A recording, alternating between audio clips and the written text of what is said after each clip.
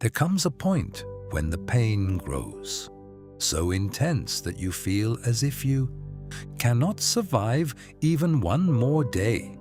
And strangely, it is often in that very moment that everything can begin to change. Have you ever wanted to quit? Not just slow down, truly quit. Waking up in the morning and telling yourself, I can't keep doing this. This is impossible. It's finished.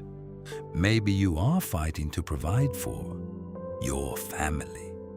Maybe you are trying to create a business from nothing.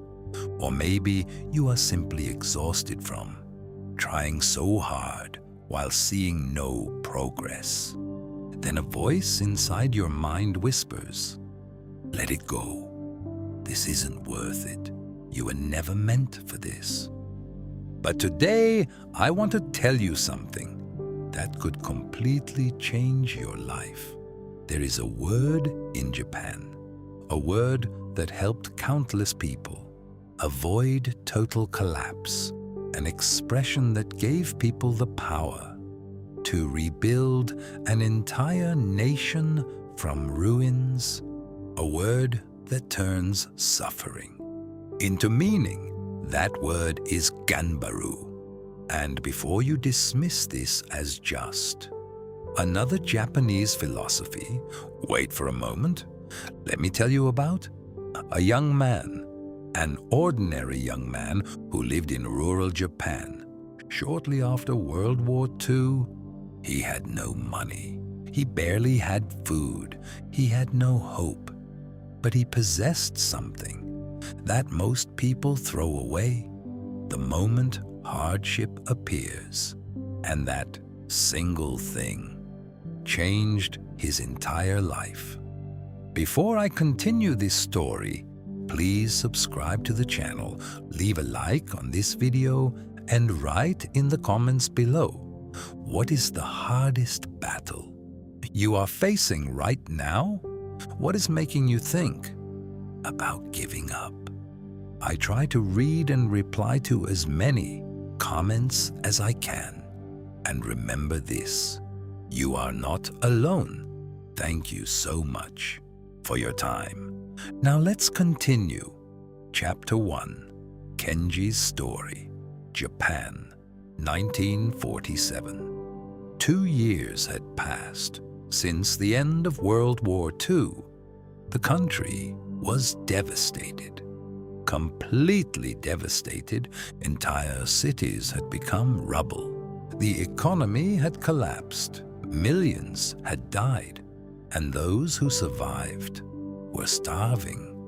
Many families were struggling just to stay alive. In the middle of this chaos lived a 19-year-old boy named Kenji.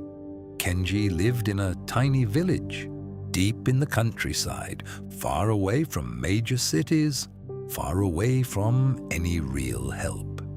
He lived with his mother, his 2 younger brothers, and his grandmother.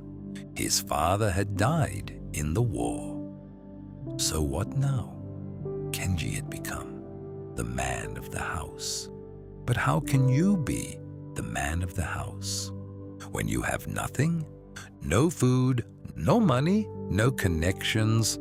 Every morning Kenji woke up with an empty stomach and the weight of the world pressing down on his shoulders.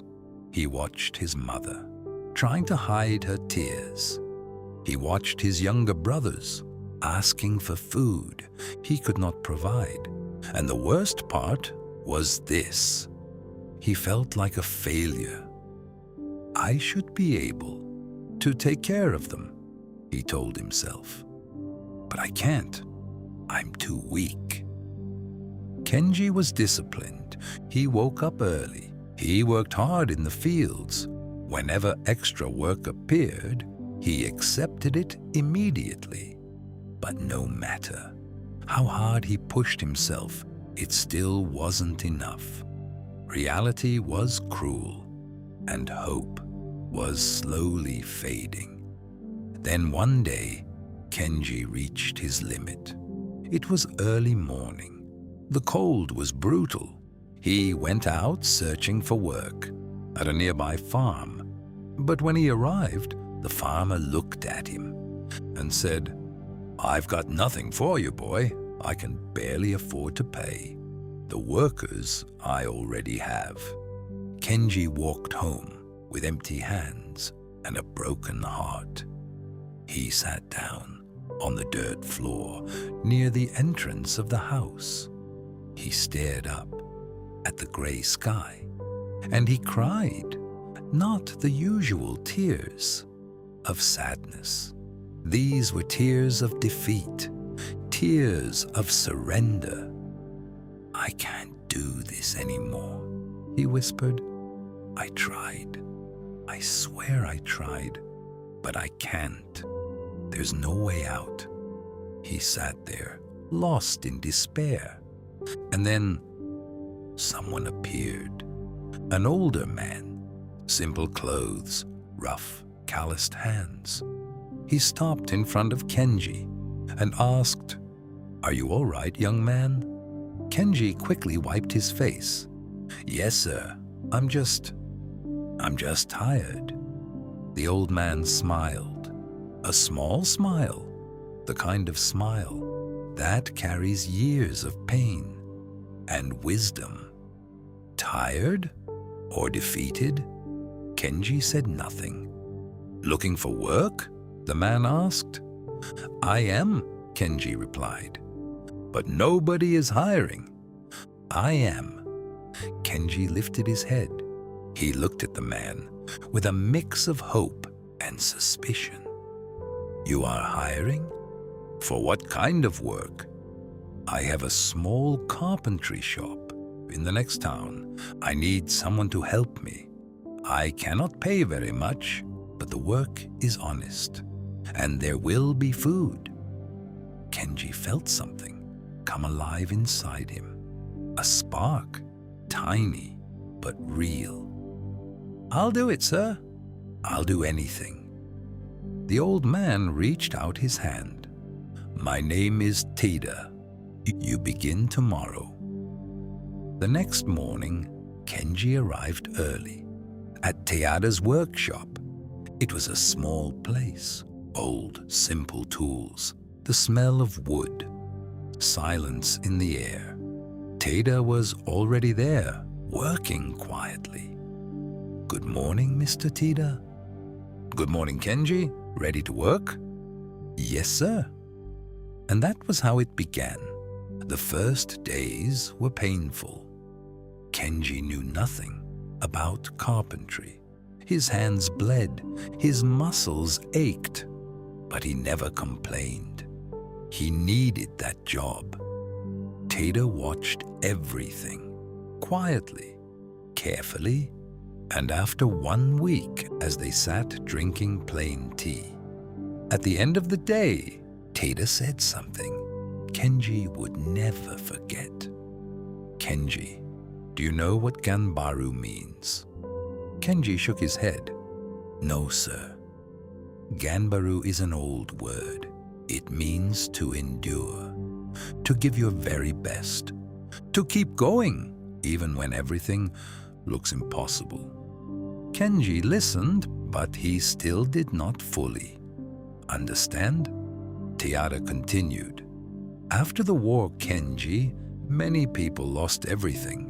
I lost everything too. My home, my family, my work. I was left with nothing." Kenji looked at him, surprised. "But I chose GANBARU. I chose to keep going. One day at a time, one plank at a time, one tool at a time, and now, look where I am. It is not much, but it is mine, and I built it with my own hands." "But sir," Kenji asked quietly, "what do I do when I feel like I simply can't continue?" Teada smiled. "That is exactly when you need GANBARU the most. Because, Kenji, we grow through pain, not through comfort. We grow through struggle. Chapter 2. Transformation.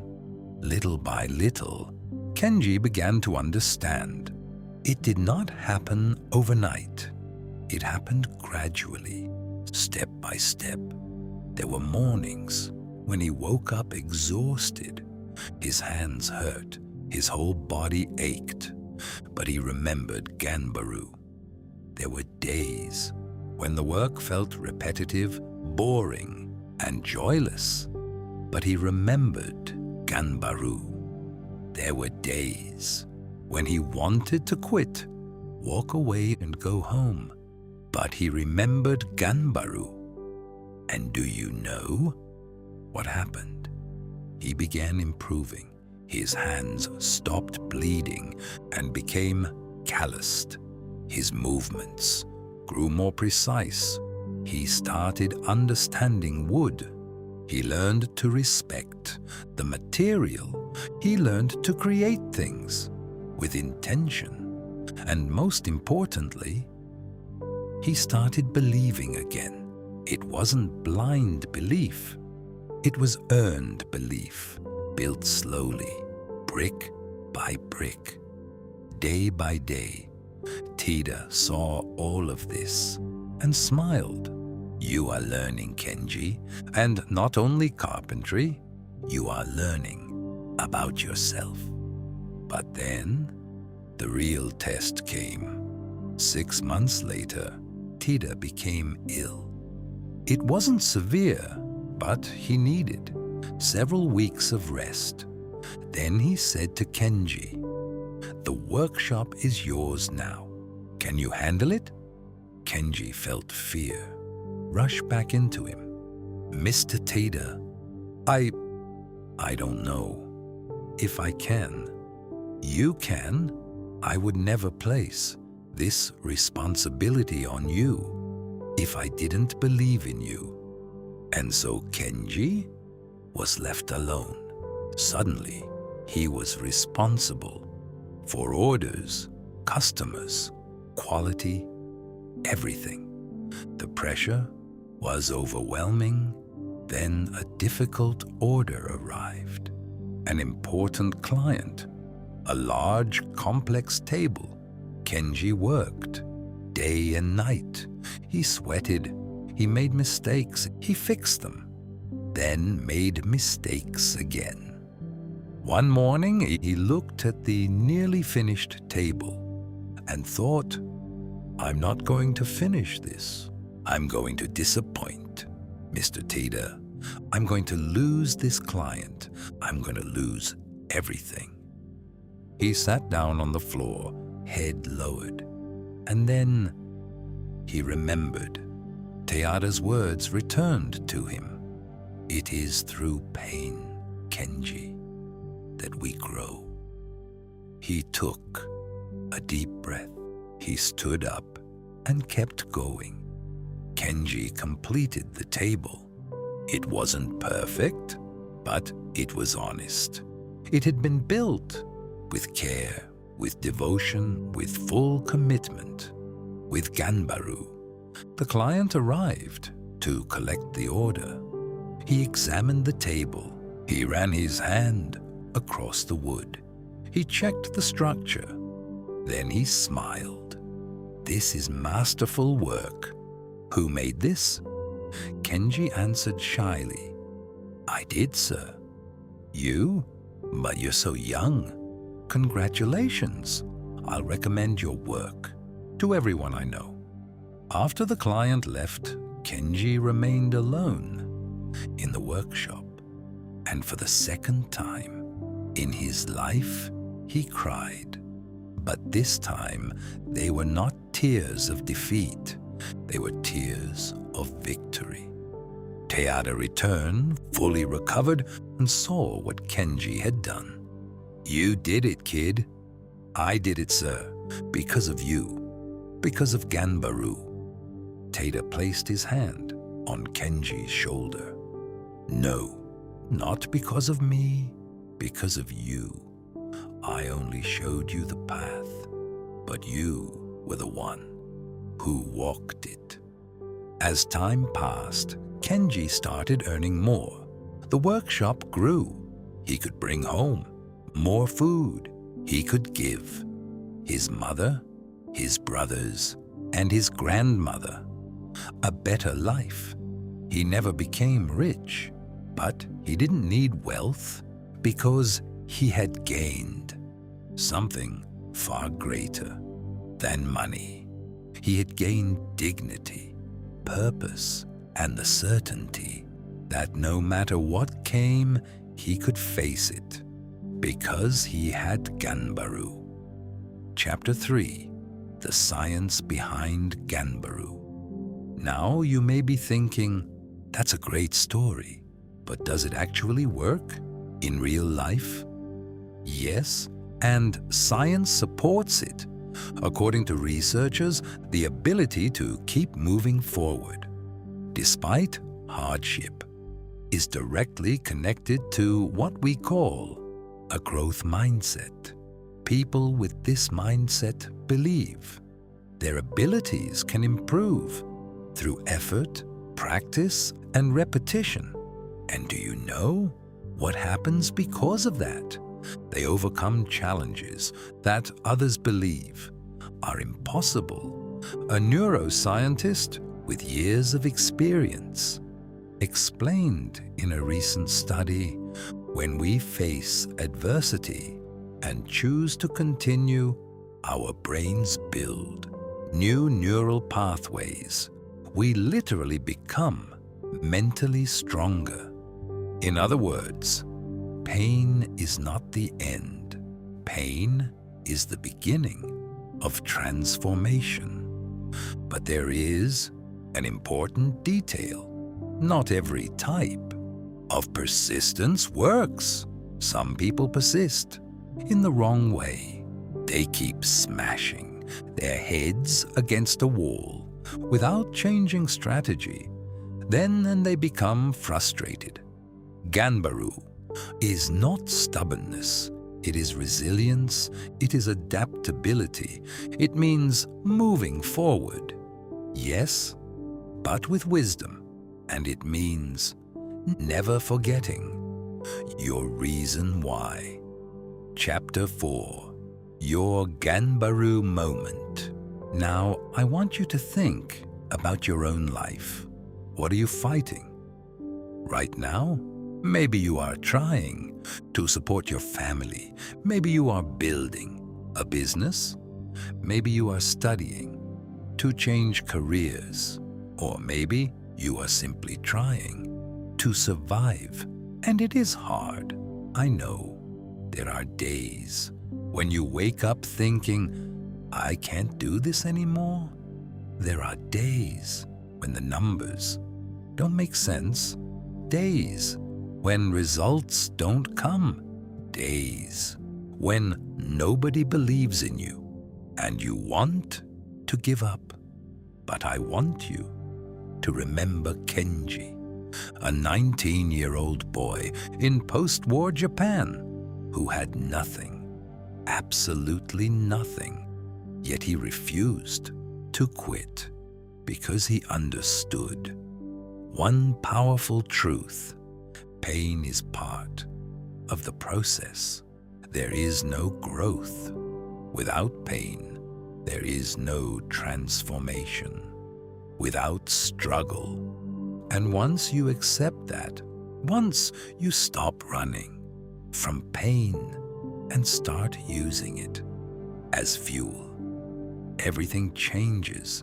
You stop being a victim. You become the main character of your own story. GANBARU is not about being a superhero. It doesn't mean never feeling fear. It doesn't mean never feeling tired. It doesn't mean never wanting to quit. It means feeling all of those things and continuing anyway. It means waking up the next day, even if yesterday was terrible. It means taking one more step, even when your legs are shaking. It means believing that in the end, it will all be worth it. And you know what? It always matters. Not in the exact way you imagined. Not at the exact time you wanted. But it is worth it because the person you become during the process is far more important than the final outcome. Kenji never became a millionaire. He never became famous. But he saved his family. He became a man of strong character. He left behind a legacy. And what about you? What kind of legacy do you want to leave? Do you want to be remembered as someone who gave up at the first obstacle, or as someone who kept fighting despite everything? And let me tell you one final thing that may change the way you see everything. Do you know how many times Kenji thought about quitting before meeting Tiara? Every single day, and after meeting him, still every day. The difference was not that the desire to quit disappeared. The difference was that he learned to move forward despite it. And that is the truth. Nobody tells you about success, fulfillment, or purpose. It is not about never feeling afraid. It is about feeling fear and acting anyway. It is not about never feeling pain. It is about feeling pain and turning it into strength. It is not about waiting for the perfect moment. It is about making the most of the moment you already have.